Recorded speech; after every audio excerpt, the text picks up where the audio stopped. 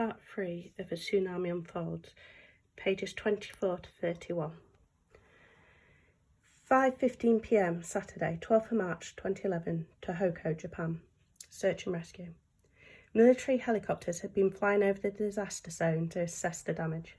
Slowly, long lines of trucks reached hard-hit areas. The rescuers' work was difficult and often heartbreaking. Nearly 10,000 people were missing in the town of Minami-Shinriku. 600 people were trapped on the roof of a primary school in Sendai. Doctors and nurses were waving pink umbrellas to attract rescuers' attention at a hospital in Iwanuma. While most of the work involved recovering those who had been killed, emergency workers rescued many people too, using specially trained dogs to carefully search for victims in the rubble.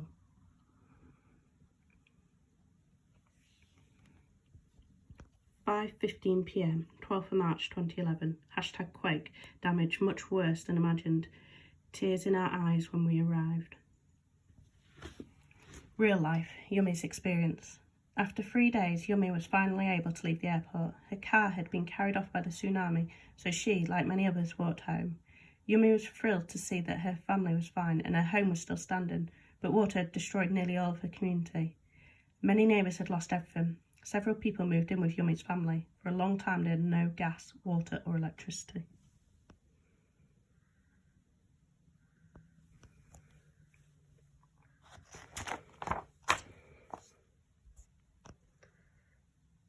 "2 p.m, Monday, 14th of March 2011, Tohoku, Japan. Fight or flight. People in shelters found ways to survive by building fires and finding supplies in nearby buildings. Thousands desperately searched for missing loved ones, posting notices in public spaces. Around the world, people were amazed by the patience of Japanese victims. They waited in long queues for food and other supplies. In Fukushima, officials reported more grim news. 2 of the reactors had experienced hydrogen explosions and partial meltdowns had occurred. The evacuation zone around Dachi was being expanded. Officials had begun scanning people and pets with radiation detectors to check radiation levels. Dachi nuclear disaster, worst in history? Government officials frequently updated the people, but many Japanese citizens mistrusted these reports. They suspected that radiation levels were actually much higher, and they worried about contamination of food supplies. A huge number of people fled the area. Did you know? Amazing rescues. 2 days after the disaster, a man in his 60s was found alive at sea, still clinging to the roof of his house. A family's home was completely flooded, but their dogs were found upstairs still alive. All 81 passengers aboard a boat were safely airlifted after being tossed around in a whirlpool from the tsunami.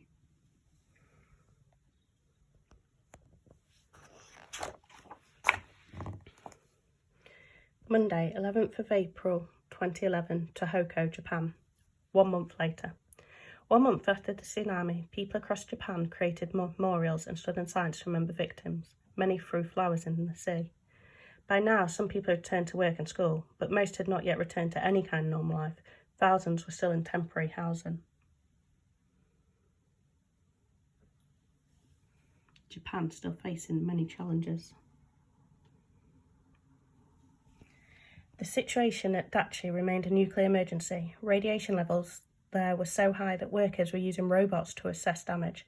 The government had shut down Japan's 50 remaining nuclear plants for inspection.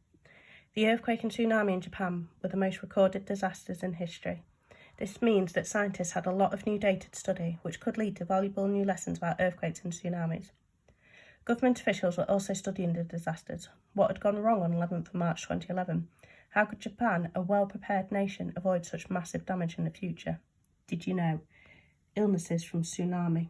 Many people developed health problems such as tsunami lung, a lung disease caused by exposure to contaminated water. Hypothermia was another common problem. People also worried that exposure to radiation would cause future illnesses.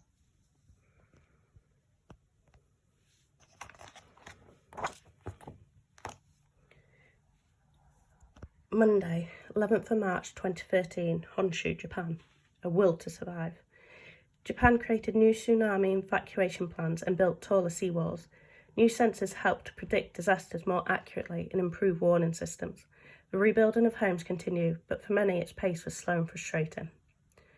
Most Fukushima residents decided never to return to the contaminated area. When 2 nuclear reactors were restarted in Japan, thousands protested. Other countries began rethinking the use of nuclear power too.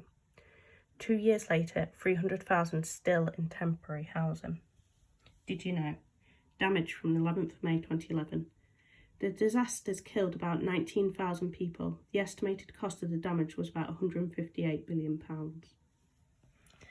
For a long time, the people of Japan were in shock. Many doubted the government's ability to rebuild and protect Japan. But during the crisis, people helped one another and discovered their own inner strength that gave them hope and a strong will to survive.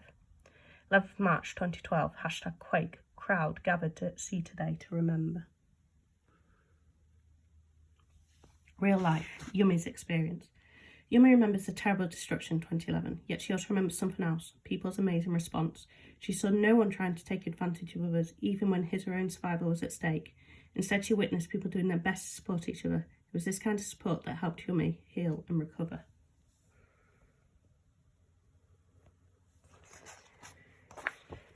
Glossary in the index. Aftershock. Smaller earthquake that happens after a previous large earthquake in the same area as the main shock. Contamination. Effect of dirt, chemicals or radiation that makes something harmful. Debris. Items left after something has been destroyed. Epicenter. Centre of an earthquake. Evacuation. Move from somewhere dangerous to a place of safety. Hypothermia. Condition where someone is very ill because their body has been extremely cold for a long time. Magnitude. Size and strength of an earthquake. Nuclear reactor. Machine used at nuclear power plants to make electricity. Radiation. Harmful particles given out by radioactive substances.